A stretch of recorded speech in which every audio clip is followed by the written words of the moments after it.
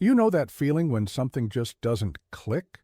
When you watch the game and you can sense that disconnect on the field? That invisible wall between two players who should be lighting up defenses together? Yeah, we need to talk about that. And trust me, this conversation is going to change how you see the Bears' future. Welcome back to Bears News Fan Report, the place where you get the most updated news and all the rumors surrounding our beloved team. I'm here to break down everything happening with our Chicago Bears, and today we're diving into something that's been brewing under the surface for months now. Something that could reshape our entire offensive identity moving forward.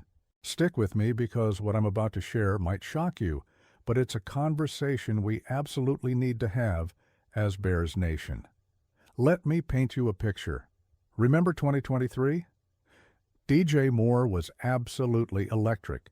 The guy we traded for was living up to every expectation, putting up career numbers and showing everyone why the Bears made that move. Fast forward to today, and we're watching a completely different story unfold. The numbers don't lie, and when you start connecting the dots, a very clear pattern emerges, one that has serious implications for our roster construction and salary cap situation. But before we get there, let me walk you through exactly what's been happening. Moore signed that massive deal, right? $110 million. That's the kind of contract you give to a cornerstone player, someone you're building around for years to come. And in year one of that deal, Moore delivered. But then something changed. The 2024 season rolled around, and suddenly we're seeing regression. 966 yards across 17 games.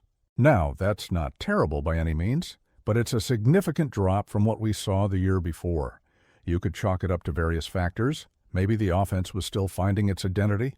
Maybe defenses adjusted. But here's where it gets really interesting. This season, we're 12 games in, and Moore has just 502 yards. Let that sink in for a second. We're talking about a receiver who's supposed to be our number one option, the guy commanding elite money, and he's on pace for his worst statistical season in years. Now, I know what some of you are thinking. The whole offense has struggled. Caleb's a rookie. There are growing pains. All of that is true. But we need to look deeper because there's something more fundamental happening here. Chemistry, that intangible element that separates good quarterback-receiver duos from great ones. And if we're being completely honest with ourselves, we're just not seeing it between Caleb Williams and DJ Moore. Watch the tape. Look at the timing routes, the back shoulder fades, those moments where elite receivers and quarterbacks operate on the same wavelength. It's not there consistently. And this isn't about placing blame on either player individually. Sometimes it just doesn't click. Sometimes two talented players simply don't mesh the way you hope they will. That's football. But here's where this gets really complicated for the Bears organization. We've got a crowded receiver room.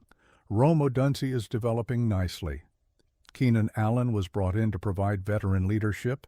We drafted Luther Burden, and he's showing real promise as the season progresses. Suddenly, you've got multiple mouths to feed, and when your highest-paid receiver isn't producing at an elite level, you've got a problem. Not just a performance problem, but a financial one. Moore turns 29 in April. In receiver years, especially in today's NFL, where we're seeing younger players break out earlier and earlier, that matters. You combine his age with that contract, and suddenly you're looking at a situation where the Bears front office has to make some really tough decisions. Do you keep paying premium money for declining production?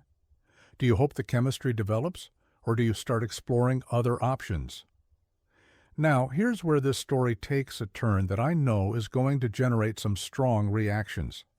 There are legitimate projections coming out, suggesting that Moore could hit the trade block in 2026. And before you close this video or start typing angry comments, hear me out. This isn't some wild speculation. This is based on cold, hard analysis of the situation the Bears find themselves in. When you look at comparable situations around the league, when you examine how teams handle aging receivers on expensive contracts who aren't producing at elite levels, trades happen.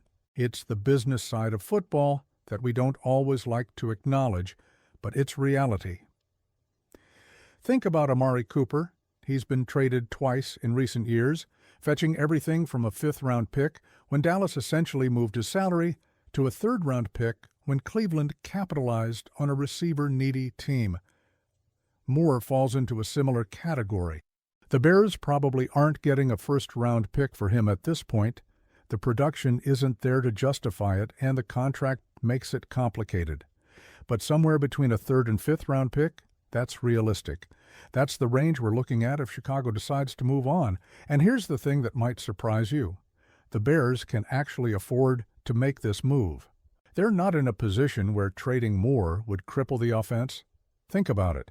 Rome Odunze would slide into that number one role. The kid has shown flashes of brilliance, and giving him that opportunity to be the focal point could accelerate his development. Luther Burden has been progressing throughout the season. By 2026, he should be ready to handle significant responsibilities as a number 2 receiver.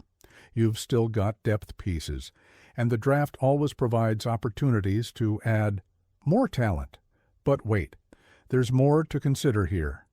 Colston Loveland. This rookie tight end has been absolutely phenomenal lately. The connection he's building with Caleb Williams is exactly what we hope to see with Moore, and Cole Kmet is under contract through 2027, though with Loveland's emergence, there's even speculation that Kmet could be moved as well. Suddenly, you're looking at a potential offensive transformation, Odunze, Burden, and Loveland as your primary pass catchers. That's a young, talented, and most importantly, affordable core that could grow with Caleb Williams. The salary cap implications here are massive. Moving Moore's contract would free up significant resources the Bears could use to address other needs. Maybe you invest in the offensive line to give Caleb more time. Maybe you bolster the defense. Maybe you bring in a veteran presence at a different position. The point is, trading Moore isn't just about moving on from a player who isn't producing. It's about strategic roster management and positioning this team for sustained success. Now, I want to be clear about something. This isn't me saying DJ Moore is a bad player or that he's washed up. Far from it. Moore is still talented, and in the right situation with the right quarterback, he could absolutely return to form. But the question isn't whether Moore can still play. The question is whether he's the right fit for what the Bears are building, and whether the money he's making is justified by his production in this specific offense with this specific quarterback. The Bears are at a crossroads. They've got a young franchise quarterback who needs weapons he can develop chemistry with. They've got salary cap considerations. They've got young talent waiting for opportunities. And they've got a veteran receiver on an expensive contract who simply hasn't meshed with the offense the way everyone hoped. When you step back and look at all of these factors together, the possibility of a trade starts to make a lot of sense from a team-building perspective. Managing this situation properly is going to be crucial. If the Bears handle this well, they could get good value in return while also setting themselves up for long-term success. If they mishandle it, they could end up giving away a talented player for pennies on the dollar while also creating locker room issues. This is where Ryan Poles and the front office earn their money. This is where smart organizations separate themselves from struggling ones. So where does this leave us as Bears fans? It leaves us watching closely. It leaves us hoping that whatever decision gets made, it's the right one for the long-term health of this franchise. Because at the end of the day, we all want the same thing. We want to see the Bears competing for championships. We want to see Caleb Williams develop into the quarterback we believe he can be. And if that means making tough decisions about beloved players, then that's what has to happen. I'm optimistic about the future regardless of how this plays out. If Moore stays and figures out the chemistry with Caleb, fantastic. We've got a proven receiver who can help this offense reach new heights. If Moore gets traded and we roll with the young guys, I'm excited about that too. There's something special about watching homegrown talent develop together, about seeing a young core grow into something special. Either way, the Bears are building something here, and I truly believe we're heading in the right direction. but I want to hear from you. What do you think about this situation? Should the Bears explore trading DJ Moore, or do you believe they need to give this more time to develop? Are you comfortable rolling with Odunze and Burden as your top receivers, or does that feel too risky?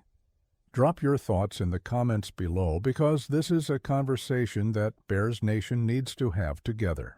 If you found this analysis valuable, make sure you hit that subscribe button and turn on notifications. We're here every single day bringing you the latest news, the deepest analysis, and all the rumors surrounding our Chicago Bears. This is Bears News Fan Report, and we're your source for everything you need to know about our team. Like this video, share it with your fellow Bears fans, and let's keep this conversation going. Until next time, bear down.